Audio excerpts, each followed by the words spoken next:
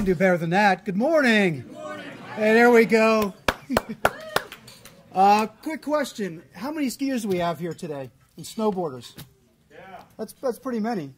Who's been out in the slopes already this season? Oh, just one hand back there. That's about it. Well, tomorrow is opening day at Vail Mountain. That's my favorite mountain. It's time to call in sick tomorrow. I'm with you. Welcome to our seminar today on creating killer content. Appreciate everyone coming. We have two fantastic speakers today. Let me switch slides here. We have Becki Dilworth. She's going to be speaking today. Becki is the Vice President of Digital Strategy for Bridgeline Digital. Our second speaker is Handley. Ann is the Chief Content Officer for MarketingProfs.com and the co-author of a book titled Content Rules. My name is Kevin Reese. I'm the Vice President of Business Development for Bridgeline Digital here in Denver. And we have a few members from our team here today. If the Bridgeline folks could stand up and wave, just want to have everyone... All right. We'll do a little clap for everyone from Bridgeline. Thanks so much. I'd like to give you a brief background on Bridgeline Digital. We've been around for 10 years. We have 7 U.S. offices. We have 1 office internationally for development. We've been awarded close to 40 different business awards. Our team focuses on developing interactive technology solutions. We develop websites on our own web application management software called IAPS. That's IAPPS. Corporate executives like you have 4 common software needs.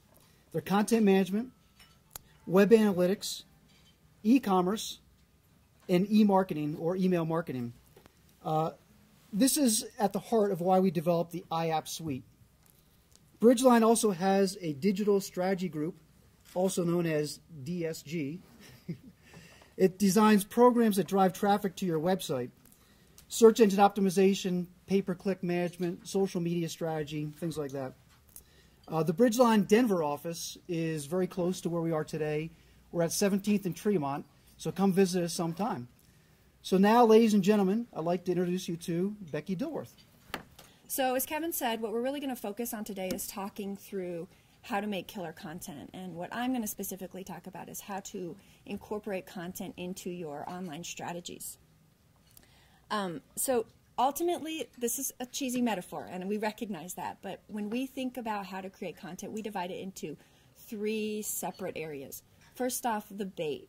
How do we ultimately attract people to our site? How do we get people to even want to come to our site or our application, right? Next up, the hook. Okay, we've got them there. How do we get them to engage? This is easily one of the hardest parts. How can we get people to stay at our site and ultimately engage in whatever it is that we're offering? Lastly, the catch, right? So we got them there. They're a little bit engaged.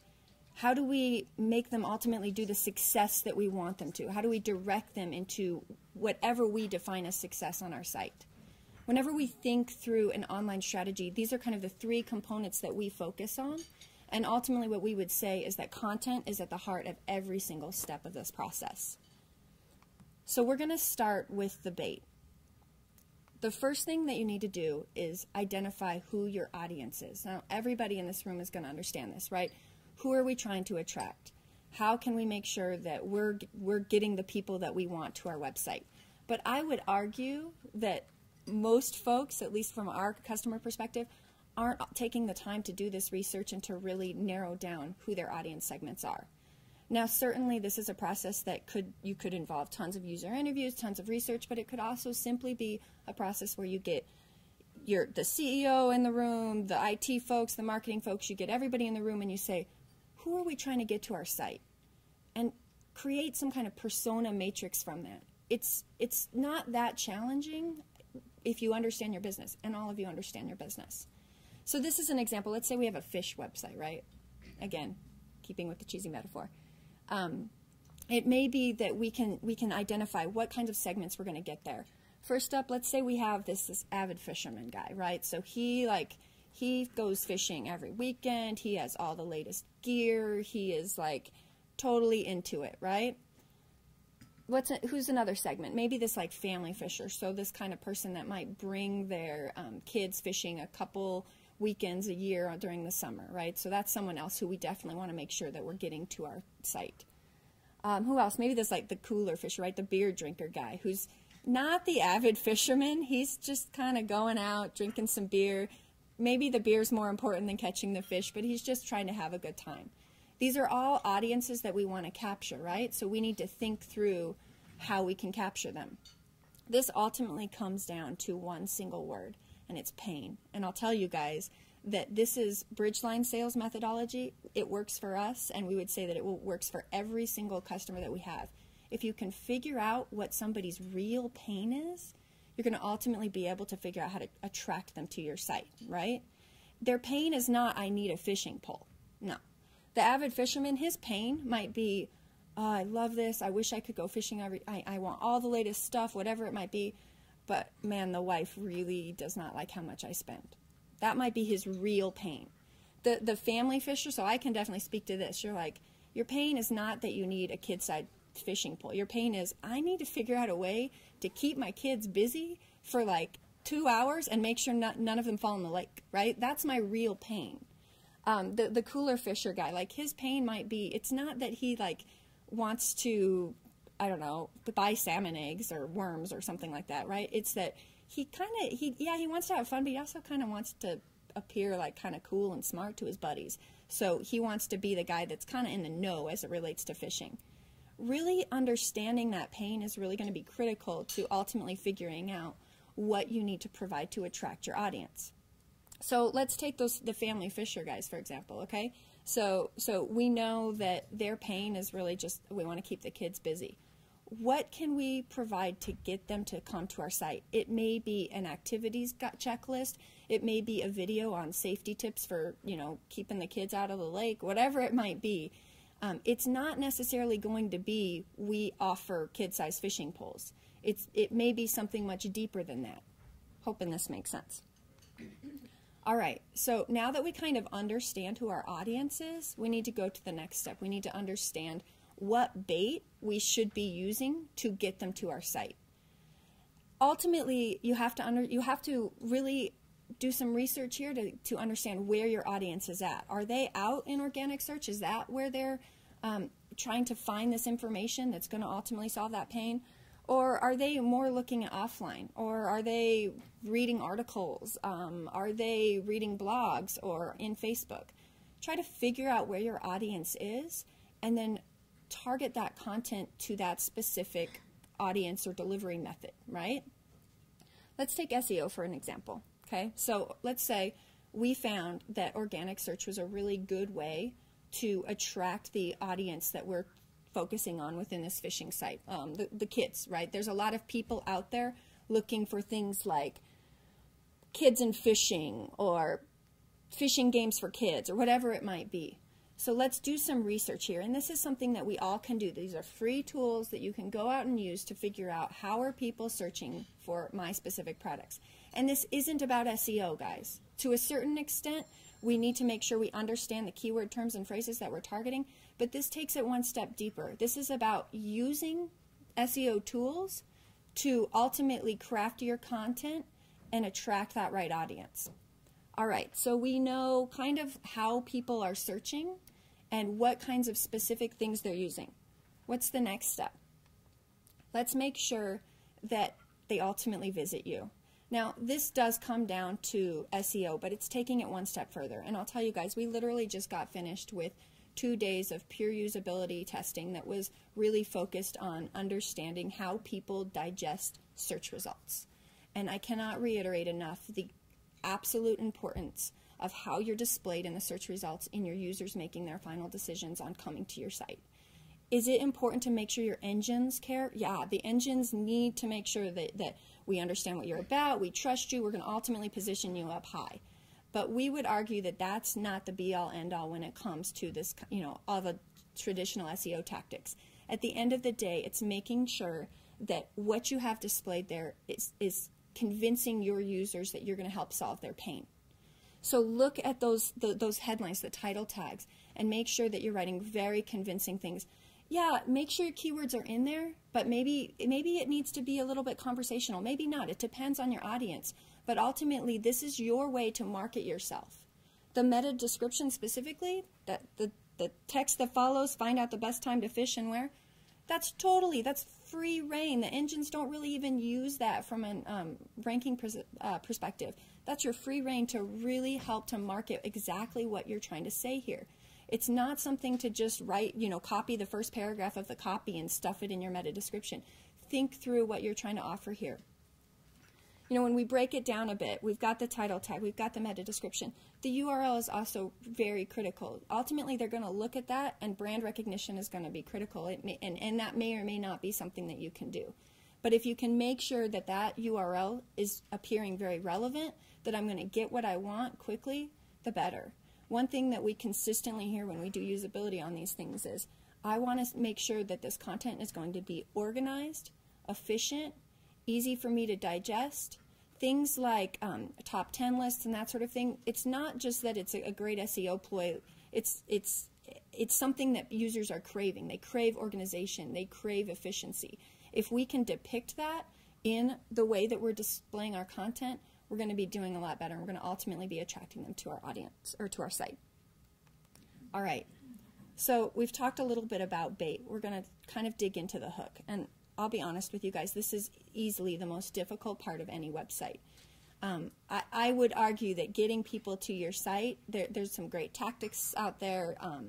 You certainly need to make sure that you're using the best kind of, whatever it might be, the best kind of tactics to get folks to your site, but getting them to stay is really very difficult.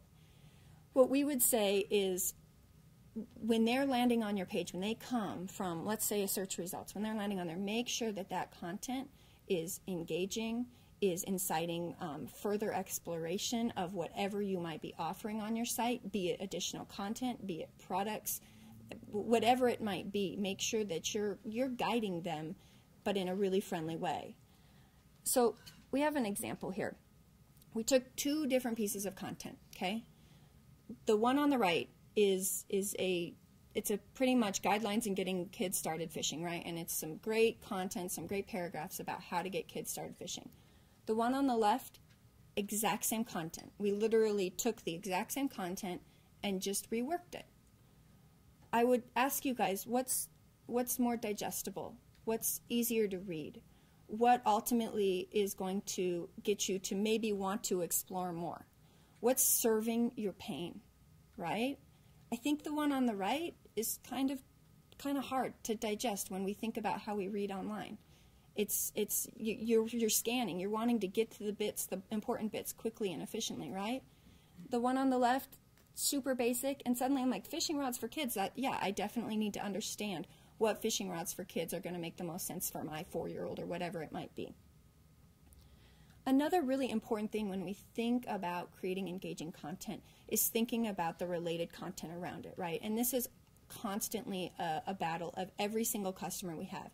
And it's ultimately it's a very basic concept. Everybody's dealing with it. How can we make sure that when somebody comes to our site that we're displaying really good related content to get them to do whatever it is we want them to do? Again, this could be products. This could be additional content. You name it. It could be a lead form because we're trying to capture their business information. Ultimately, what we would say is the more that you can leverage your users and the analytics tied to your user, the better. So we tend to recommend to our customers to really leverage the concept of persuasive content. Ultimately, if we can understand, okay, this guy came in and he landed on a page about fishing with kids. And then he happened to click over to the fishing report in Knoxville, Tennessee. Can we make sure that we're maintaining that relevancy that we've already established? We know that he's interested in this kids thing, right? We got his keyword, we captured that.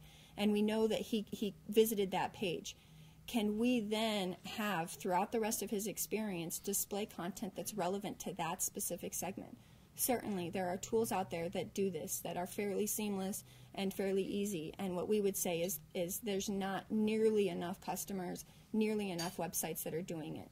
Again, it doesn't matter who you are and what your marketing strategy is. Ultimately, creating related content is really very critical. All right, the catch. This is very cyclical in the sense of going back to your users. Ultimately, when you want to reel them in, right, if we want to catch them, we need to understand what we want from them first. And oftentimes that's very easy. I'm selling widgets. I want them to buy my widget. Super easy. But I would say for a lot, it's not so easy. Do I want loyalty? Do I want them to be coming back to my site often? Do I want representation? Do I want them to tell people, other people, about what I do? Whatever it might be, we need to figure out what we want. And this is the first question we ask any customer that we have, and we would say that it's the first question anyone should ask when they're starting an online strategy. What do we ultimately want? From that, okay, now let's let our users tell us how to get it. So we're big proponents of the user-centered design process, and traditionally that tends to focus more on some user interviews that are like, okay, so what features do you want on a site, and you know, what's your perception of our brand, this kind of thing. What we tend to do is really wrap content into that process. What specific content do you want? So as we're doing our user research, even if you can only talk to 4 of them, talk to your users and ask them, what content do you want that will help you to give what we want, right? Certainly this is going to go back to their pains. Hopefully we can figure out what their underlying pain is, and hopefully we can make sure that we're getting that content to attract them and then taking it to the next level to get them to give us what they want. So in summary, what we would say from a strategy perspective, you ultimately got to start at the end, right? You got to start at the catch. What do you want from your users? From there, you can hopefully, again, even if you can just have 3 of your users, 4 of your users, hopefully you can get them, interview them, try to understand from their perspective what it is that you could give to get that.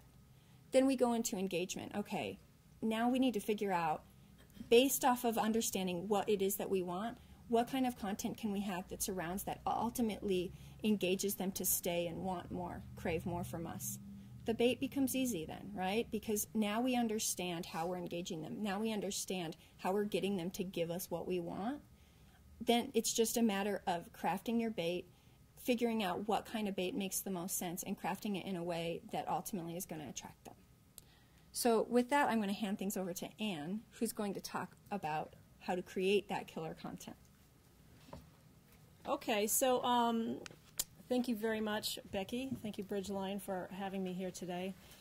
So before I get started, I'm just going to walk you through basically, how to create killer content, based in part on my book, Content Rules, but just also based on my years of experience as somebody who's doing that, who is creating content for audiences. But before I do, I just wanted to share one story with you. Last month, I was in Indianapolis for an event, and I'd never been to Indy. I get into the hotel, and I was, standing in line at the desk, and this woman was across the room, and she's like, waving at me, and I was just like, hey, I'm from Boston. We're not particularly friendly, but I think Midwest people are, so. Anyway, so I got to wave back at her, and then suddenly she comes running over toward me, and, big smile on her face. She's all lit up, and, she gets to within 10 feet of me, and she goes, oh, I'm sorry. I thought you were Tina Fey. True story.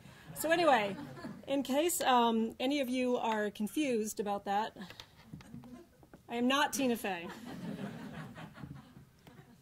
She was very disappointed. I never felt so disappointed in my life, actually, at myself. Okay.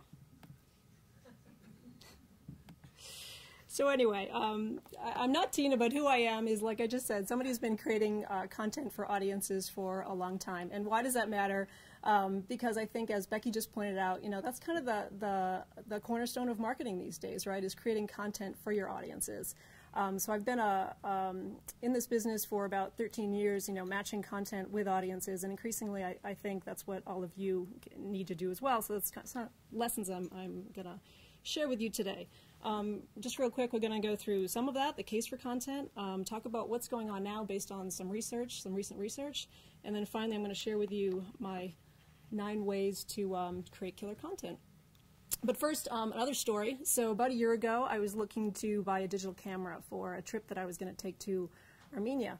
I was looking for something that was really small and really light, you know, in case I lost it, so I can carry it around in my backpack, that kind of thing. And so a couple years ago, if I was going to make a purchase like that, you know, you guys know this, I might have gone to a back issue of Consumer Reports, or I might have, you know, looked at, you know, Buyer's Guide somewhere. But instead, I searched online. That's where I started. I looked at the manufacturer's websites. I went to Google just to try to figure out, you know, what's the right product for me. I also asked my social networks. I'm big on Twitter. I love Twitter. I also looked on Facebook, just asking people, you know, what would you have? What do you have? What works for you? So somewhere in there, my search caught the attention of then Kodak CMO Brian. I looked at you and I said Brian, Jeffrey Hazlett. Jeffrey was the former CMO of Kodak. He's not there anymore. But anyway, he reached out to me on Twitter and he said basically, you know, buy my camera, buy the Easy Share, which was pretty amazing, right? I mean, this guy is like reaching a single consumer on Twitter. So I mean, yeah, it's cool that this, you know, CMO of this 7.6 something like that $1 billion company is reaching out to me. But what I think is really amazing, it really represents in a fundamental way the major shift that we're all seeing these days, right? I mean, Kodak is not only on Twitter, but they're also, they have a great blogging program, they're on Facebook. So is every company out there. Sears is doing it too. This is a site that they launched this past spring, I believe, to help you match what lawnmower you need based on your own lawn's terrain and so on. This is another example of it. This is a site published by a company called Ritchie Brothers. They're a heavy equipment, industrial equipment auctioneer up in Vancouver. They're doing the same thing to sort of help their customers choose, you know, which grapple skidder is right for you if that's the kind of thing you're into. This is MC Squared. They're an event marketing company. Again, you know, publishing tons of blogs and white papers and all kinds of things really to help their customers, you know, learn how to market themselves better at live events. And this is my friend Bob Norp. He's actually profiled in the book as well. He's a guy who is in Greensboro, North Carolina. He started his own agency a couple of years ago and really struggled with this whole notion of how do I suddenly start reaching my customers as well as, you know, establishing credibility and all this other stuff. So he created this weekly podcast to sort of stay top of mind with potential clients, educate himself, and also sort of reach out to decision makers that, you know, might be interested in hiring him. So what's going on with that? Like, you know, why are Sears and fishing companies and MC Squared and all these other guys, you know, why are they doing this? Why do they care about content so much? And it's really because the idea of just doing outbound marketing, right, just reaching your customers through advertising and direct mail and through these old school ways in a way, just aren't enough anymore. They're really selling your brand short. And you know this guy probably, David Meerman Scott. He wrote a seminal book, The New Rules of Marketing and PR, a couple years ago, where he sort of talks about this whole idea that the web has changed the rules have changed. Second reason is, you know, your clients are out there looking for you. I mean, my experience looking for a digital camera. I mean, how many of you start your research online when you're just gonna, you know, start to buy something?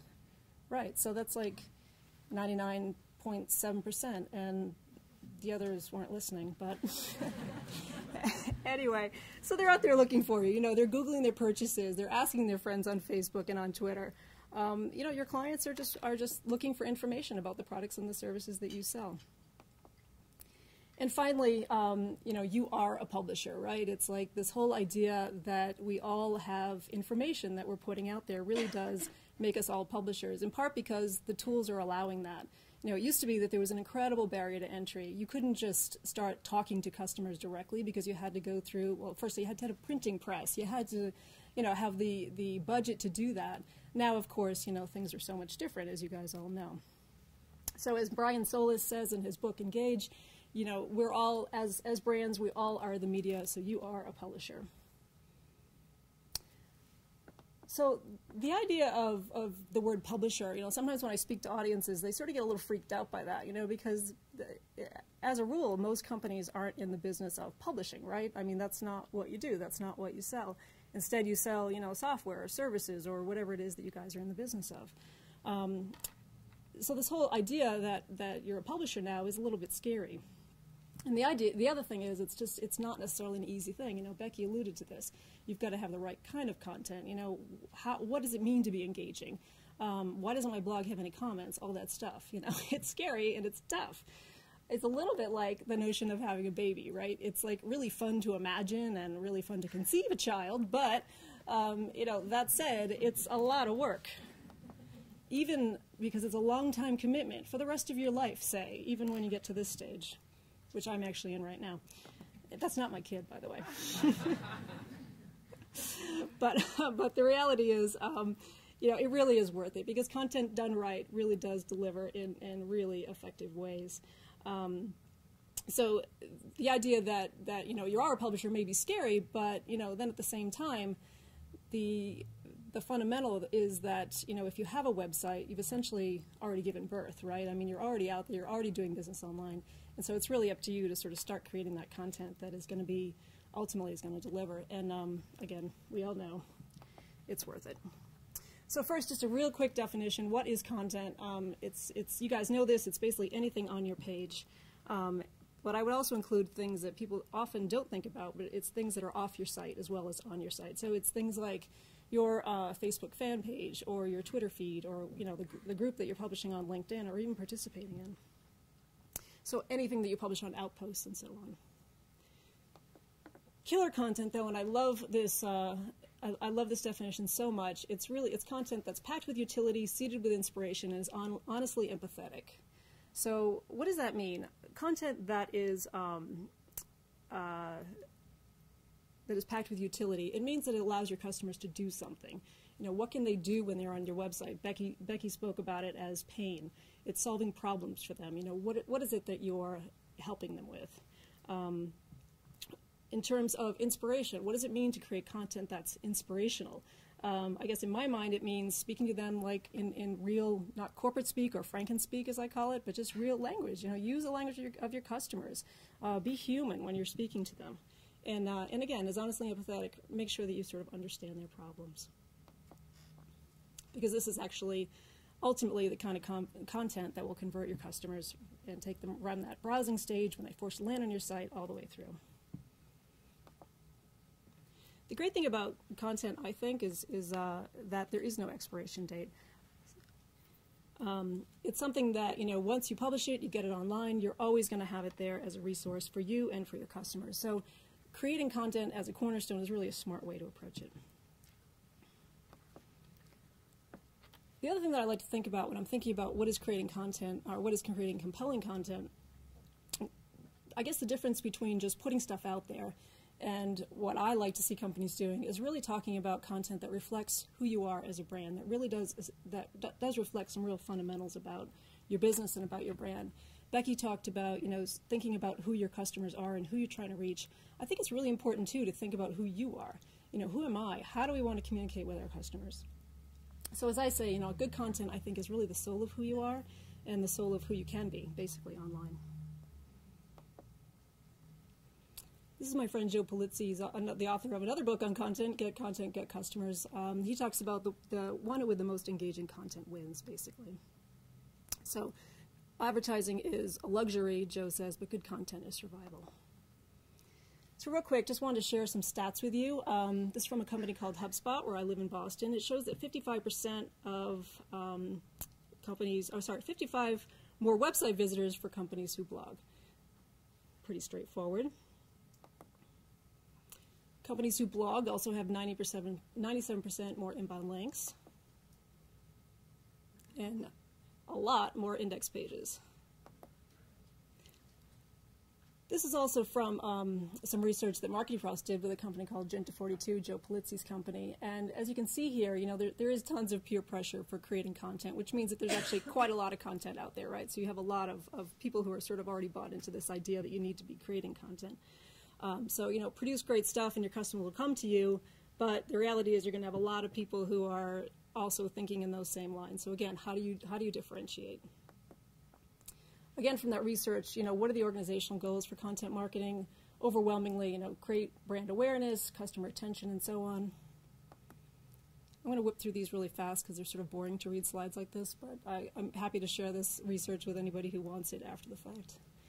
Just more information about content marketing usage. Content marketing in social media is way up at the top there without blogging. Blogging is a little bit lower at 51%, but you can sort of get a sense of what it is that companies are doing.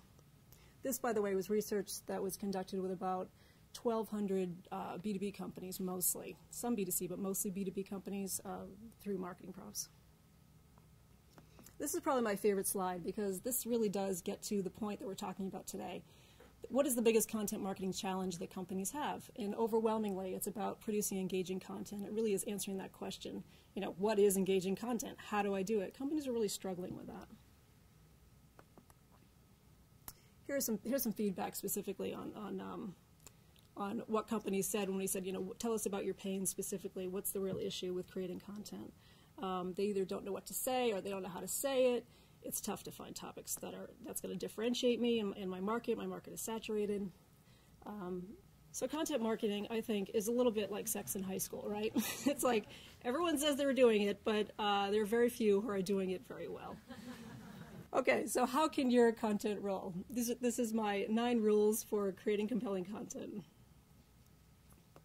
First is refine your online personality. It's kind of like what I was saying too, like Becki was talking about, you know, reaching your clients, figuring out what their pain is. I really do think that there's a step before that that's talking about who are you? How are you going to communicate?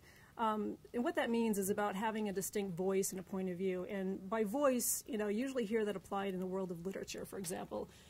But I'm not talking about anything artsy-fartsy. I'm just talking about, you know, how are you going to talk to your customers? Maybe you have more of a voice of authority. Maybe you're more friendly and approachable. But again, you know, it's all about your brand. You know, who are you and how can you communicate most effectively with them? I also say, you know, just to be different, don't sound like everybody else. I think agencies in particular spend a lot of time helping you think about, you know, when your whole look and feel of a website. You spend a lot of time thinking about your logo. You spend less time thinking about how do you sound when you get on a website. If you stripped away all of that, would people know who you were? And believe it or not, I've done this, and you can tell. You can tell the companies that care about content because they do have a distinctive voice. And again, don't sound like a tool. That basically just means, you know, please stop using words like Frankenspeak and corporate speak. There's no reason. Secondly, have a sense of purpose. Becki talked about this. You know, don't create content in a vacuum, certainly. You know, everything has to have a goal. Why are you creating it? What's your objective? To really think clearly about that. What's the intent? What behavior are you trying to drive? And build momentum with that. Becki talked about, you know, sort of creating content around your main piece of content. I think of it as like a path to conversion. You know, maybe it will be a point of sale right there. Maybe somebody will just, you know, click on a link and buy your widget, like Becki said. But chances are, they probably won't. Chances are this is probably a chance to nurture somebody through that process. So maybe you want to get them to subscribe to something. You want an email address. So I think by creating some momentum through every content that you're publishing, every piece of content, I should say, I think that's one way to build extreme momentum, basically. The other thing to think about too is what is your goal? So if I think Becki talked a little bit about this too. You know, is it to get an email address? So for example, you can see up there, Bridgeline's blog is kind of skewed in this direction. Subscribe there, search the blog. They're really asking you to get more involved with the content that's on their blog. Number 3 is to be a brand butler, to be a resource, to create some utility for your customers who are coming to your site. One of the rules, it's in the book, share or solve, don't shill. And you know what that means. It means to share a resource with your customers or to solve a problem for them. Don't just shill your products and services, you know, that inherent tension in marketing that Becki talked about as well. You know, you always want to talk about yourself, but they don't want to hear about your fishing rods. They want to hear about, you know, what is your fishing rod going to do for me? How is it going to make my weekend that much happier? So again, speaking to that issue specifically. Richie Wiki is another example of that, actually. Here's another example of what I'm talking about here. This is Robertson Jerky, a law firm in Florida, and they really wanted to reach people who had a specific problem. So they went ahead and created this website called ChineseDrywallProblem.com. And basically, they became a resource for people who are dealing with the effects of living in a house that has Chinese drywall. And if you don't know the backstory, it's basically that the U.S. imported all this drywall from China. Ultimately, it was found to give off toxic emissions, and so a lot of people who lived in those houses were having all kinds of health problems. So the law firm wanted to help people with those. You know, they basically wanted clients who had this issue. So instead of just, you know, advertising, they created this whole kind of portal, you know, this whole sort of information source for people who are really struggling with issues like that. And I talked to these guys just recently, a couple weeks ago actually, and they get about 50% of their leads. They've gotten about 150 cases which for these guys is a really big deal. So about 50% of their leads are coming through this website, not to mention the fact they're getting tons of press about it. Anytime that, MSNBC is going to do a story, or more likely a local outfit is going to do a story about this issue, they will land on this. Another example is a tea company, actually. This is kind of a little, it's like a web widget, basically, that sort of sits on your desktop, and for tea aficionados, who this company is trying to reach, this is a really great way to create utility. I mean, they clearly are thinking, they have their customer in mind, but at the same time, they're also furthering their branding. It's really nicely tied in. So I love this example. So what else? So number 4, be committed. Good content isn't kind of a one and done sort of thing. It's an ongoing conversation, if you will. It's an ongoing process. You've always sort of got to be feeding it. A good way to do that is to set a schedule for yourself, create an editorial calendar. It doesn't have to be anything complicated. It can be just a simple, Excel spreadsheet that sort of takes you through what are we going to do and how are we going to do this. But again, it's a long-term commitment.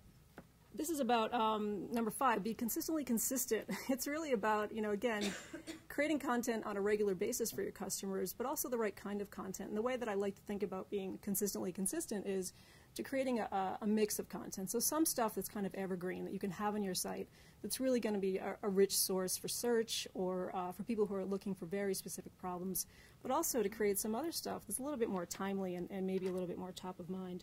So just think about that content mix as relates to your own company. Number 6 is do something unexpected and occasionally surprise. I think this is a real opportunity, especially for B2B companies. Show some personality, show sort of the human side of you. I mean, people ultimately will connect with people, so let them see the people who are part of your company through your, and your own personality through your content. This is an example of somebody who did this. This is Charlie King. He's a pro at Reynolds Golf Club in Greensboro, Georgia, and he is a golf pro there, and they do a lot of corporate stuff. So, he could have done something about, how to swing the club correctly or something like that, and he actually has done videos about that. But this is the one that really resonates with customers and has kind of elevated their whole business.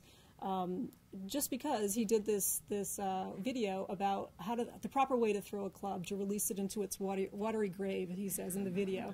Because golf is such a frustrating sport, so he kind of tied into that.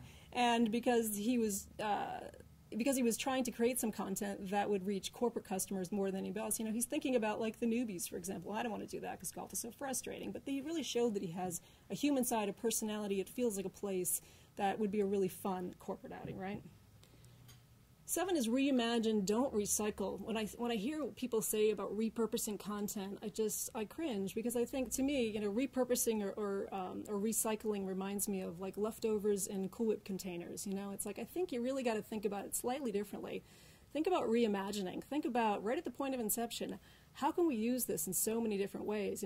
Becki, you talked about, is it videos, is it blog posts? And I would say, almost all your content can be expressed in so many different ways. So, for example, if you're a B2B company, you like to do white papers, that's great, but think about learning styles of your customers. Think about ways to reach them. Can you chunk that up into a blog post? Can you interview the author of the white paper and release an audio podcast? So think of ways that you can reach your customers in different ways and sort of reimagine the content that you're already creating. Part of this, too, actually goes to what do you already have? So do a content audit. Again, not a big deal, but just do a spreadsheet. What do we already have? What can we reimagine that we already have without creating something new? Number 8 is stoke a campfire. The whole point of this, of course, is to create connections with your customers, to foster relationships, and to build both social media and SEO returns. Number 9 is create wings and roots. So again, there's a quote from the book there just about, grounding your content in your unique point of view. But important to that, I think, is to give it wings so that it kind of soars all across the social web. In the B2B space, people will talk about, should we gate our content, should we not? So in other words, should we make people give us an email address in exchange for something? I can talk more specifically about that later, and then that's a decision you need to make right up front. But at least I would say, have some of your content that you can actually let it soar across the social web. So adding things like tweet meme buttons or retweet buttons or like buttons, or share on LinkedIn, anything like that that will sort of help your customers share it. Putting things like that, too, does a couple of different things. First, it adds a certain level of social validation. So if a customer lands on your site and they're not sure, is this blog post going to be any good? Is this white paper what I want? By seeing a large number, or at least, some, depending on your audience and your traffic, Facebook likes, it sort of subtly will send this message, okay, well, let me take a look at this. Let me pay attention to it. So I think that's just another reason to sort of have that stuff on there. The whole point of this, of course, is, again, like as I was saying, web content drives conversations. And so think about that with whatever you're creating, and just to invite those connections in whatever way you can. This is a quote from Arianna Huffington from a MarketingProfs event a couple of years ago. And she's basically talking about how online content both kind of invites and almost demands the user to be actively engaged with it. Unlike broadcast stuff or unlike TV or radio, your customer isn't just going to be sitting there passively listening. They're going to be doing something at all times. So engaging with people is really how you're going to survive, I think, in this world. And that's when things get interesting. I always like to end with a kitty, just because it's a cute thing to do. And thanks a lot, I think. Anne's book is going to be something that all of you all are going to be receiving. So I have had a little bit of time with it, and I've read. She hasn't given me the full book. But she's going to, because I keep growling at her. But it's truly it's a utility at the end of the day. So it's a good tool to just truly use to figure out how to create content for whatever you might be selling or doing or offering.